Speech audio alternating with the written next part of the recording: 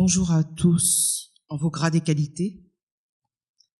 Très heureuse de revoir certains que j'ai connus dans le temps. Merci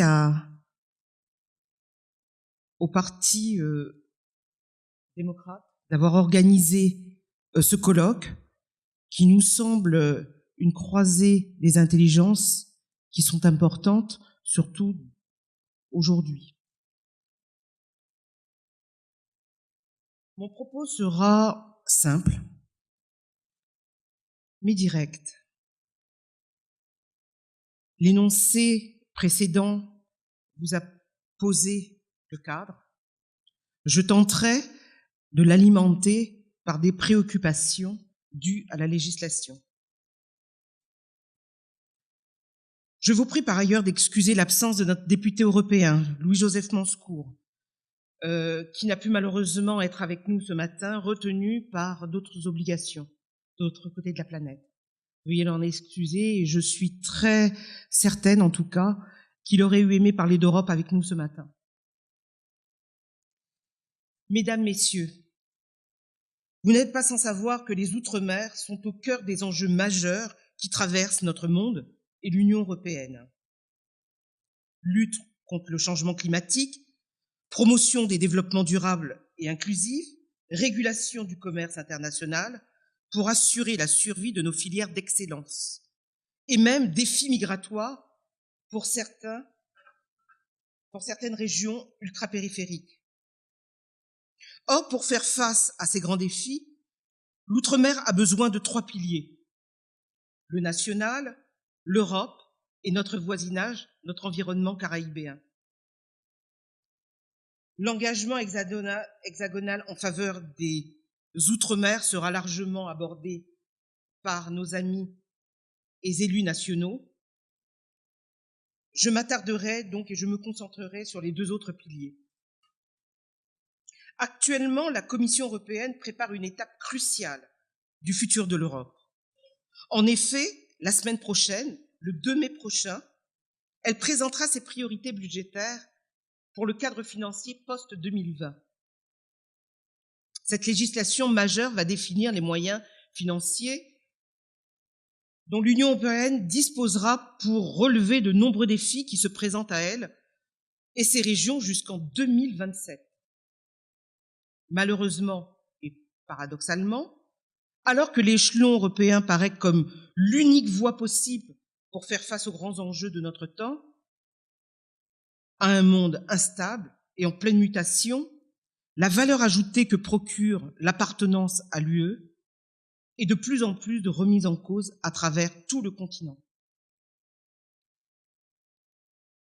Et alors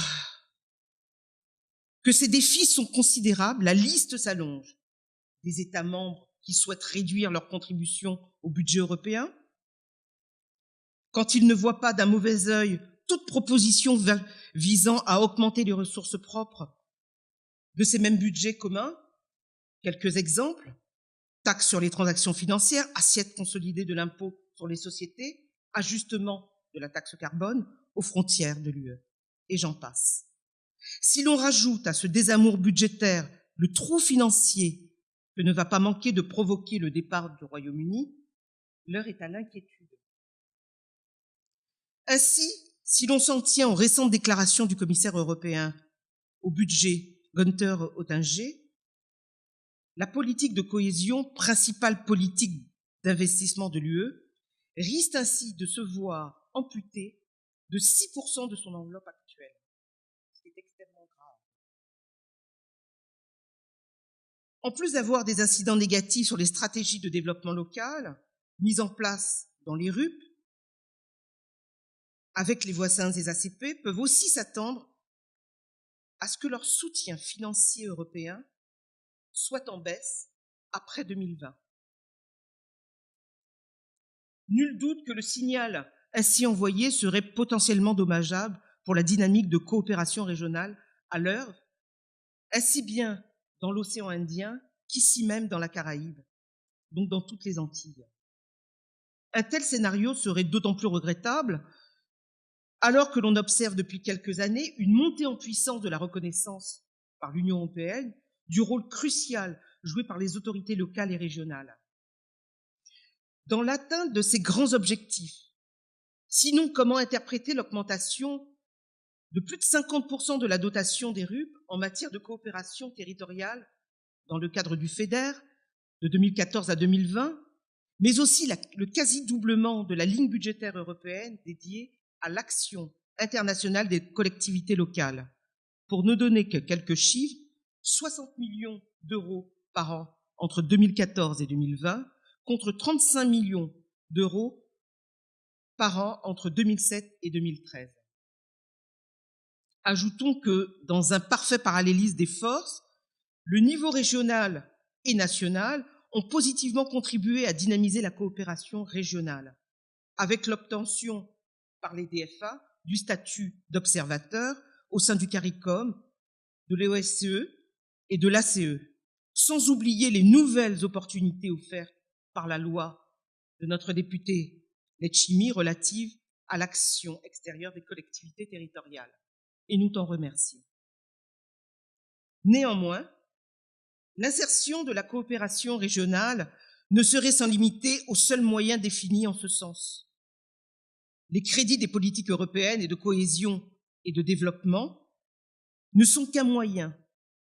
En effet, l'approche doit être globale. Cela signifie que notre objectif ne doit pas se limiter à la mise en place d'une politique de coopération territoriale améliorée, mais bien d'intégrer la dimension régionale dans tout l'ensemble des politiques communautaires. Après une approche régionale, globale et cohérente, c'est donc non seulement traiter des différends concernant la meilleure coordination des outils financiers, mais aussi l'impact des accords commerciaux sur le développement des RUP. Bien évidemment, dans leur environnement, avec leur voisinage. Et en élargissant la focale d'intégrer l'impact des volets externes des politiques communautaires et des économies des territoires ultramarins. Pour libérer enfin des énergies des Outre-mer, la redéfinition des priorités politiques de l'Union et des moyens qu'elle y mettra à disposition devra concilier à la fois les ambitions locales de soutien à une croissance inclusive et durable et la protection et les impératifs internes d'approfondissement de l'insertion régionale des RUP et de la protection de leur marché face à des effets négatifs de la mondialisation. Sur ce dernier point, et avec l'échéance des accords de Cotonou, il faudra veiller à ce que ce rôle des Outre-mer, RUP et PTOM, soit pleinement consacré dans la future architecture des coopérations de l'UE et des pays ACP, et notamment sa déclinaison régionale. Union européenne, Afrique, Union européenne, Caraïbes, Union européenne, Pacifique. De même, nous attendons, dans le cadre des négociations sur les prochaines perspectives financières, une initiative concernant l'inclusion du FED dans le budget communautaire. Cela permettrait de faciliter le financement croisé aux nombreux projets de coopération régionale pour les RUP et l'ensemble de la Caraïbe dans des domaines variés et identifiés depuis très longtemps comme d'intérêt commun. La prospection commerciale, l'amélioration des dessertes aériennes, la coopération culturelle, linguistique, éducative des jeunes, par le biais d'échanges et du séjour d'immersion. Inutile de vous rappeler l'impact de l'espace Erasmus pour nos jeunes. Le développement des échanges de bonnes pratiques dans des domaines variés, comme la santé, et nous savons que c'est un problème prédominant dans la Caraïbe, la gestion des déchets, la promotion des énergies renouvelables, et pour en finir comme exemple, ce qui nous préoccupe au plus grand point, l'agriculture. Pour parvenir à s'affranchir de nombreux obstacles qui se dressent sur le chemin de cette ambition, nous devrons mettre à profit la jurisprudence de 2015 qui, sur l'article 349 du traité de fonctionnement de l'Union européenne, a vu voir évoluer ces dernières années beaucoup de paramètres. C'est la clé pour que les Outre-mer européennes deviennent de véritables acteurs du progrès de leur environnement géographique respectif.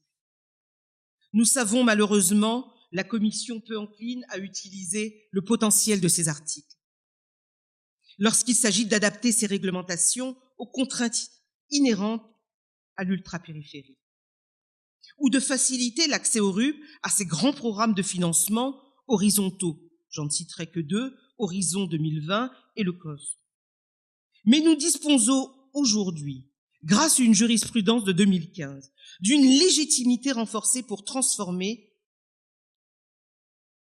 et axer toutes nos actions concrètes, dont les promesses répétées par Bruxelles et continues dans la littérature très fournie des communications, autre stratégie européenne pour les Outre-mer. Nous savons effectivement qu'à l'aube de cette fin de mandature, il n'en sera pas vain d'exiger ce que les textes ont édité et de ne pas réinventer ce que nous avons déjà émis, décidé, acté, et que cela soit déjà financé. Mesdames, Messieurs, si, comme M. Juncker le disait encore récemment, il n'y a pas d'amour sans désamour, je dirais qu'il ne peut pas y avoir d'amour sans preuve d'amour. Je terminerai mon propos en rappelant que l'avenir budgétaire qui sera réservé aux RUP après 2020 sera un facteur déterminant dans la réussite future de nos territoires et de la dynamique des coopérations et de notre environnement avec nos voisins caraïbéens. Pour que cet espoir ne soit pas déçu, je lance un appel aux élus ultramarins, et notamment aux collectivités, pour qu'ils prennent conscience des enjeux et qu'ils agissent afin de démontrer tout l'attachement de nos territoires à l'Europe, à la démocratie, à la solidarité et de la convergence en utilisant au maximum les moyens financiers mis à leur disposition. C'est à ce prix que nous pourrions faire, nous, repère dans cet espace caraïbéen, non pas parce que nous sommes fers de lance et européens, parce qu'avec nos efforts conjugués, nous pourrions être effectivement la vitrine, le laboratoire, l'espoir et l'espérance pour nos jeunes et toutes les générations futures. Je vous remercie.